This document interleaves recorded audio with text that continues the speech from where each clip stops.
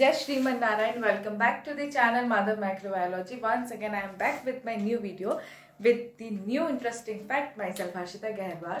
So आज मैं आपके साथ जो टॉपिक शेयर करने वाली हूँ बहुत ही इंटरेस्टिंग है, वो है बेनिफिट्स ऑफ टेट्रा पैक।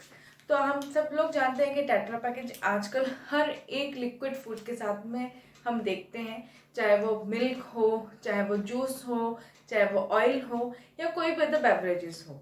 आजकल टेट्रा पैकिंग की जो ट्रेंडिंग है काफ़ी अच्छे से चल रही है। एंड सबसे इम्पैक्टफुल बात ये होती है उस पैकेजिंग की कि उसके हर एक लिक्विड फूड काफ़ी लंबे समय तक फ्रेश रहता है और साथ ही साथ उसके अंदर कोई प्रिजर्वेटिव नहीं होती एंड उसकी शेल्फ लाइफ अच्छी होती है। साथ साथ उसका टेस्ट भी हमेशा की तरह रिटेन ही रहता है जैसा उसका ओरिजिनल टेस्ट होता है।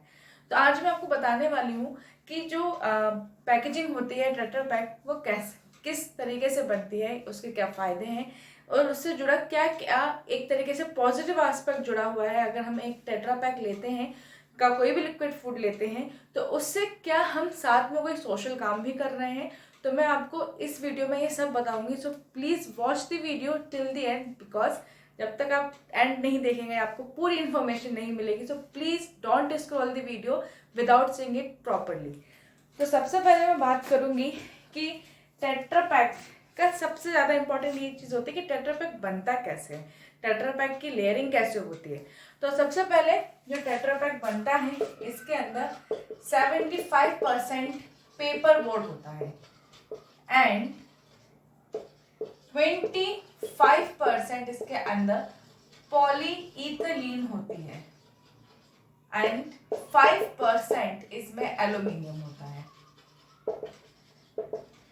इन तीनों इंग्रेडिएंट्स को इन तीनों ही मटेरियल्स को बार बार हीट एंड प्रेशर के साथ में करा जाता है ट्रीट एंड इससे 6 लेयर्स बनाई जाती हैं। इस तरीके से 6 लेयर्स बनाई जाती हैं एंड वो बनती है पेपर बोर्ड से, पॉलीइथिलीन से, एल्यूमिनियम से। तो अब सवाल ये उठता है कि पॉलीइथिलीन क्या है। पेपर बोर्ड हम सब जानते हैं क्या है, it's a normal hard sheet of a paper. What is polyethylene? Polyethylene सबसे ज्यादा यूज होने वाला पैकेजिंग मटेरियल होता है जो कि 3 तरीके के होते हैं। It is out of 3 types. First, low density polyethylene. Second, high density polyethylene, and third, linear density polyethylene।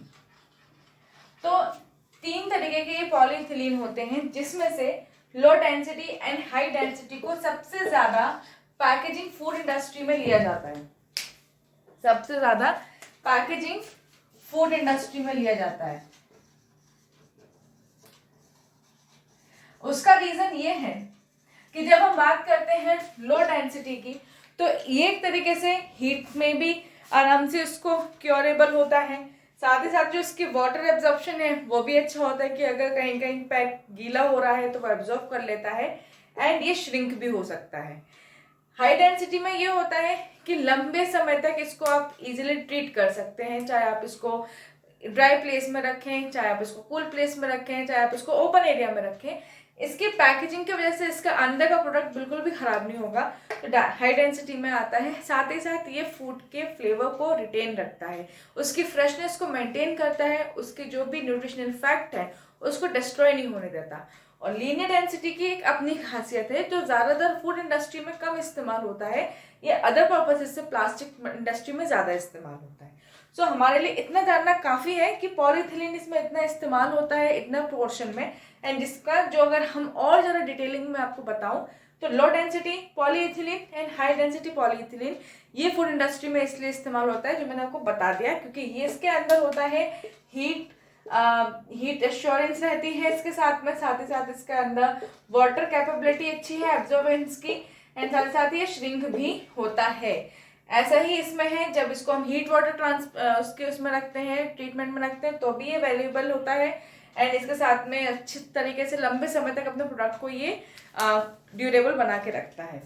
फिर आता है ये एल्यूमिनियम। तो एल्यूमिनियम, क्योंकि nowadays we are awaring about कि एल्यूमिनियम हमारे फूड को कहीं ना कहीं डैमेज करता है, तो हम एल्यूमिनियम को बहुत ज़्यादा स्किप कर रहे हैं। तो इसीलिए इस पूरे वर्क में सबसे कम पोर्शन जो है एल्यूमिनियम का रखा जाता है।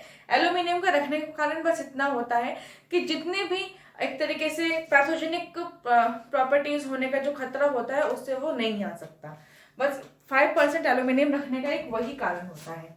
अब इसके बाद आता है कि क्यों टेट्रा पैकेजिंग में प्रिजर्वेशन की जरूरत नहीं होती, क्यों टेट्रा पैकेजिंग में हमारा फूड रिटेन उतना ही न्यूट्रिशनल फैक्ट्स के साथ में रहता है।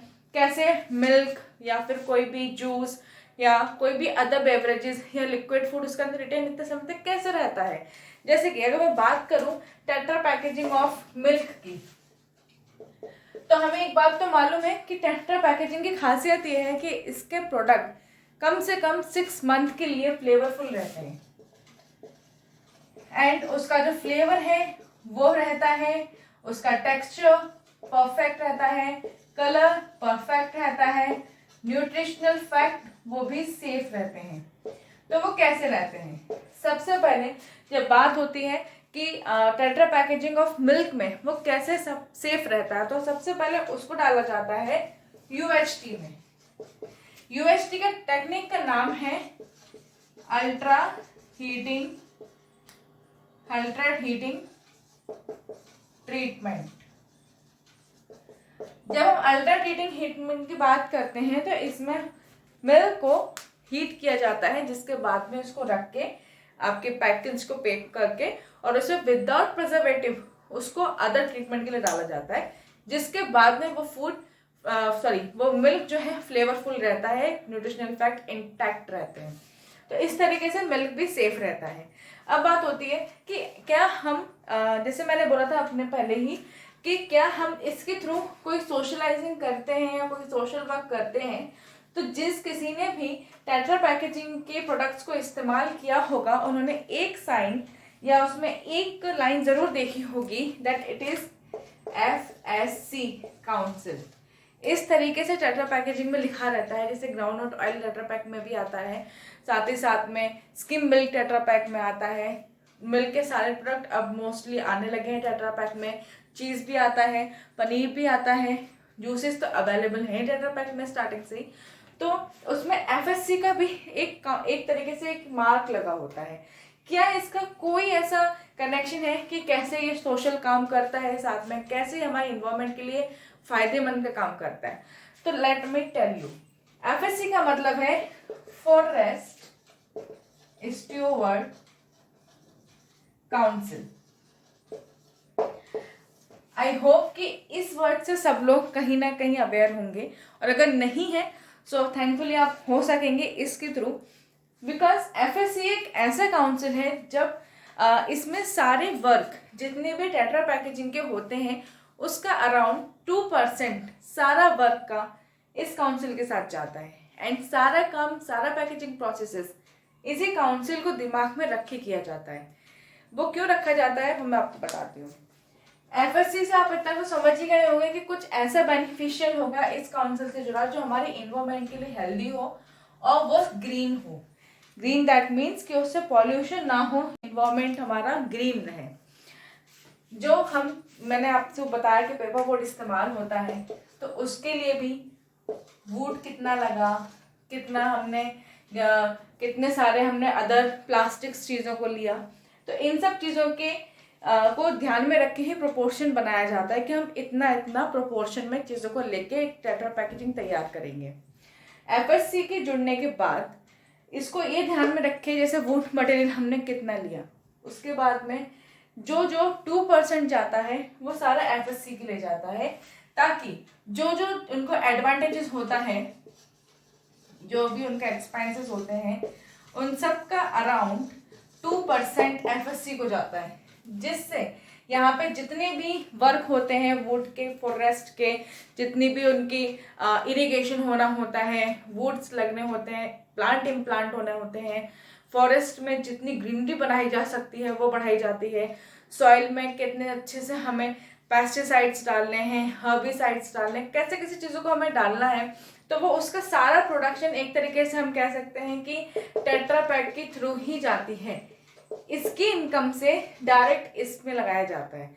तो इसीलिए हर एक प्रोडक्ट में, हर एक टेट्रा पैकेजिंग प्रोडक्ट में FSC लिखा आता है।